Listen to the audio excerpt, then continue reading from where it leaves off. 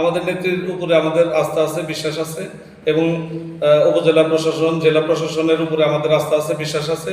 আমরা আশা করি যে একটি অবাধ সুষ্ঠু নির্বাচন হবে এবং সেই নিরপেক্ষ নির্বাচনের মাধ্যমে মানুষের স্বতঃস্ফূর্ত ভোটের মাধ্যমে আমরা ইনশাল্লাহ আমি বিজয়ী হব। তো সর্বশেষ আরেকটা জিনিস, যেহেতু আজকে আপনি ব্রিফিংয়ে ছিলেন, কালিয়ার এই যে অনাকাঙ্ক্ষিত ঘটনা 15ই মে, এটাকে আপনি ষড়যন্ত্র বলে দাবি করছেন? ষড়যন্ত্র বলে দাবি করছি এবং এই ষড়যন্ত্র আগামী 5ই জুন পর্যন্ত অব্যাহত রাখবে তারা। আমাদের যে প্রতিপক্ষ যারা আমাকে নির্বাচনে ক্ষতিগ্রস্ত করতে চায়, বাধাগ্রস্ত করতে চায়, তারা এই 5 তারিখ পর্যন্ত এভাবে তারা চালাবে। এটা আমি আমি মনে করতেছি যে তারা এই ঘটনাগুলো চালিয়ে যাবে তারা 5 তারিখ পর্যন্ত। আমাদেরকে এই নির্বাচনে শুধুমাত্র নির্বাচনে ক্ষতিগ্রস্ত করার জন্য তারা তাদের এই দ্বারা অব্যাহত রাখবে। এটা আমি আপনি কি মনে করছেন যে আপনার বাবার যে নির্বাচন নির্বাচন হইলো তখন তারা ষড়যন্ত্রের সাথে যুক্ত ছিল, এখন কি তারাই? হ্যাঁ, এখন তারা তাদের সাথে আরো নতুন করে অ্যাড হয়েছে অনেকে, যারা সাবেক চেয়ারম্যান ছিল আমাদের ইউনিয়নে, তাদের লোকজন অ্যাড হয়েছে।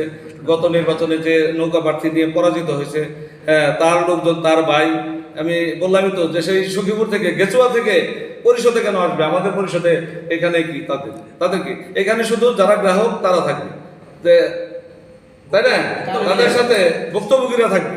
এখানে কেন বাইরের সন্ত্রাসী, এখানে সখীপুরের সন্ত্রাসী, গেচুয়ার সন্ত্রাসী, কচুয়া থেকে কিছু যারা গত নির্বাচনে আমাদের কাছে পরাজিত হয়েছে, তারা যাই উস্কানি দিয়ে জিনিসটাকে এইভাবে তারা ওই দিন এই বিশৃঙ্খলার সৃষ্টি করছে। তারা ভালো বসে চান। আসলে কথা প্রসঙ্গে আরেকটা প্রশ্ন আসলো, আমরা গত 15 মে দেখতে পেলাম যে আইন শৃঙ্খলা বাহিনী সখীপুর থানা প্রশাসন থেকে এসআই মান্নান সাহেবের নেতৃত্বে এক বিশেষ টিম আসছিল আপনাদের 6 নং কালিয়ানা প্রশাসন কার্যালয়ে। সেখানে যখন উনি ব্রিফ দিলেন যে আপনারা যারা যারা টাকা পয়সা পান বা পাসপোর্ট জমা দিয়েছেন, বস্তুগত প্রমাণ নিয়ে থানায় রিপোর্ট করেন বা থানায় অভিযোগ করেন, তারা বললো যে আমরা থানায় যাবো না। এই প্রসঙ্গ নিয়ে আপনি এই প্রসঙ্গ নিয়ে এটা বললামই তো যে এখানে তাদেরকে উস্কাই দেওয়ার মতো এখানে অনেক লোকজন আছে, উপরের লোকজন আছে, ইউনিয়ন পর্যায়ের লোকজন আছে, থানা পর্যায়ের লোকজন আছে, তাদেরকে পরিচালনা করতে মদত দেওয়ার জন্য।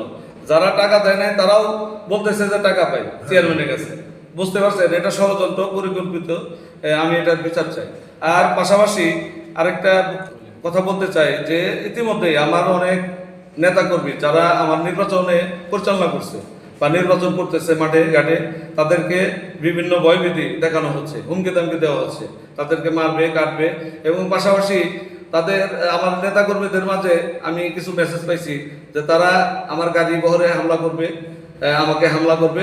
হ্যাঁ, আমি স্থানীয় যে প্রশাসন আছে, এই উপজেলা প্রশাসনকে আমি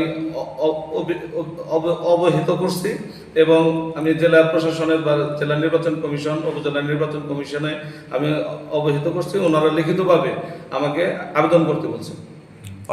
অভিযোগ সেগুলো লিখিতভাবে আবেদন করতে। আপনি বলতে চাচ্ছেন যে আপনি প্রাণনাশের হুমকিতে আছেন? জি, অবশ্যই। তো আরেকটা জিনিস আপনি ক্লিয়ার করবেন, আমরা কিছুটা গুঞ্জন শুনছিলাম যে গতকালকে নাকি আপনাকে র্যাব ধরে নিয়ে গেছে, এমনটাই কিন্তু অনেক।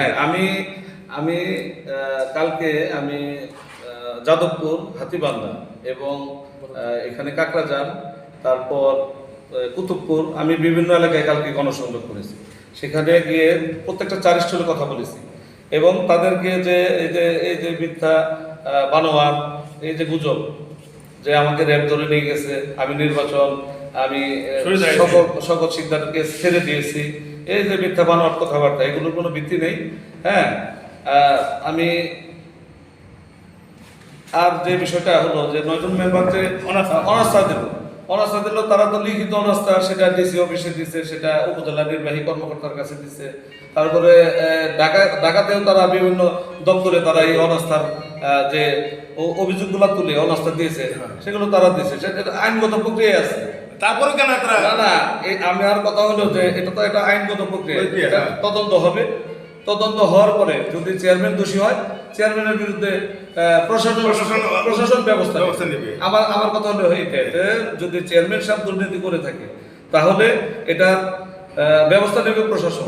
যেহেতু প্রশাসনের কাছে তারা অনাস্থা দিয়েছে, অভিযোগগুলো তারা ওইখানে তুলে ধরছে যে কি কি চেয়ারম্যানের অভিযোগ আছে, তো সেটা উপজেলার আছে, তারপরে মাননীয় জেলা প্রশাসক আছে, উনি ব্যবস্থা নেবেন। কিন্তু তারা যে 15 তারিখে যে ঘটনাটা ঘটালো এটা মানে আইনকে নিজের হাতে তুলে নেওয়া। মানে আইনকে নিজের হাতে তুলে নিছে এবং এটা আইন পরিপন্থী বলে মনে করেন। তো লিডার, সর্বশেষ যেটা আপনি উপজেলা চেয়ারম্যান প্রার্থী, এই জন্য বলতে চাচ্ছি যে এই ঘটনার যে ঘটেছে 15 তারিখ অনাকাঙ্ক্ষিত ঘটনা, এই ঘটনাকে বিভিন্ন অ্যাঙ্গেলে নেওয়ার চেষ্টা করছে অনেকে। আপনার যারা সমর্থক রয়েছে